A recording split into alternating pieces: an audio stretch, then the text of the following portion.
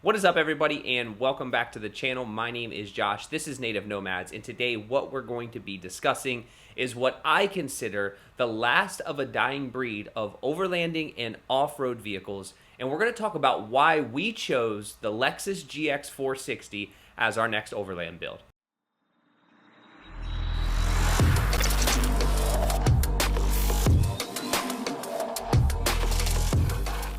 So before we get started today, what I want to do is thank the sponsor of today's video and every single video that you will see here on this channel. That is Adventure Rig Shop. AdventureRigShop.com is where you can find pretty much anything you need for your off-road or outdoor lifestyle. That link is in the description for you to check out. And again, thank you to Adventure Rig Shop for sponsoring everything we do here on the channel.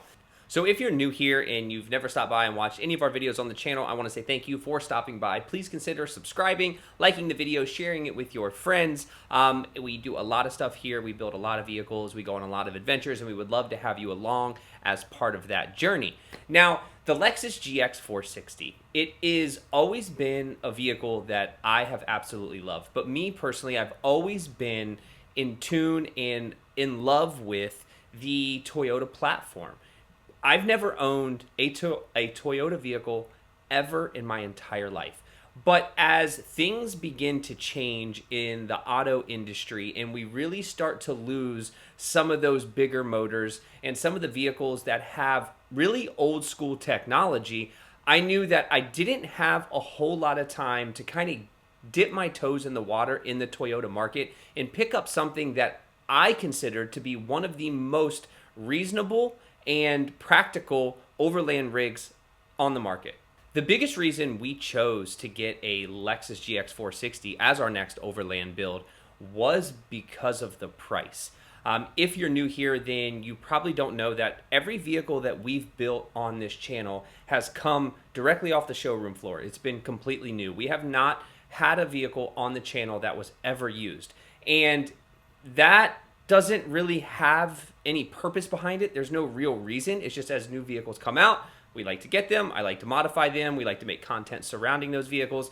And then as they kind of expire and we've done all that we can do with them, we move on.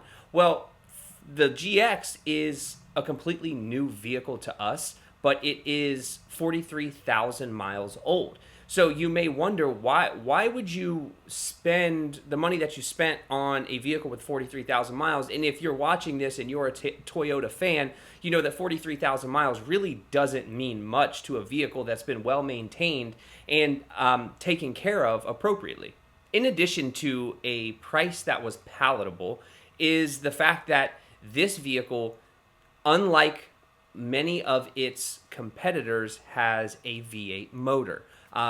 It's also paired with the tried and true 6-speed transmission that comes in all of these older model Toyotas. And I say older, but anything from, I believe, around 2010 and on is kind of built around the V8 motor as well as the 6-speed automatic transmission. And so far, you've probably heard me say the word technology multiple times, and I love technology. I'm not somebody who resists it. I use it every single day. I have all the latest gear and gadgets. It's something that I enjoy, but there is something to be said about all the new infotainment screens and all of the new technology that is put into these vehicles that is far more distracting and a lot less user-friendly than just old school buttons.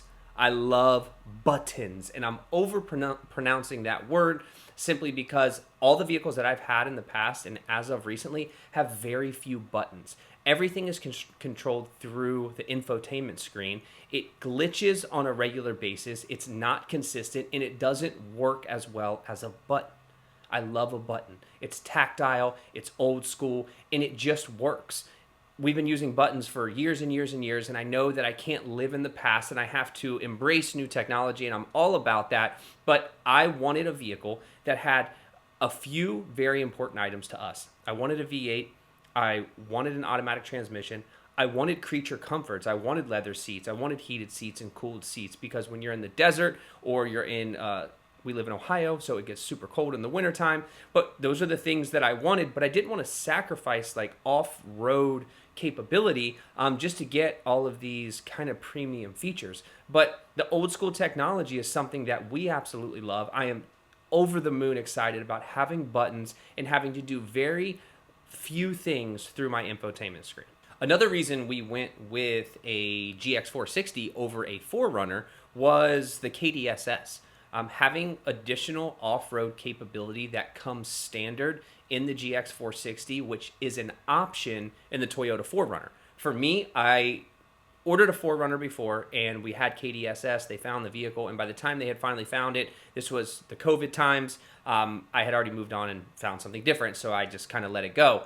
But I kind of always wanted to come back to this platform, but KDSS was a must for us because we do take these vehicles pretty far off the beaten path. We come from a world of Jeeps, so we're very familiar with disconnecting sway bars. We think that's extremely important to give you as much control in rocky and off camber situations as possible. So the best or the next best option was to get the Toyota platform in a Lexus with the KDSS. So that's something that we knew we wanted. We knew we had to have. We think it's important to have. And not only does it do well off-road, it also is a huge help on-road. So everything that comes with the KDSS system was important to us, and that is a huge motivator for us to get a GX460. So a huge factor with us getting the GX460 for our next Overland build was the fact that it's basically a Land Cruiser Prado with an extra body kit and a little bit more premium features. So we know the Land Cruiser Prado has been a vehicle in the overseas market for many years, and it has been an absolutely fantastic seller for Toyota and Lexus. So when we found out that this vehicle is simply a Land Cruiser Prado in the guts with some extra premium features, it was one of those things that just kind of made sense for us because we do want to be comfortable. We want to have some premium features, but we also want that hardcore, rugged off-road capability that the GX460 offers. The very last reason, which is really one of the very first reasons, but it's last on my list for today, is the reliability of Toyota vehicles. Some of your favorite YouTube people drive Toyota vehicles. I have watched many videos of those same people who have built these GX460s and 4Runners, and they have been going for 150, 200, 250,000 miles. That is why we bought this vehicle, reliability. We want this vehicle to be around for the long term.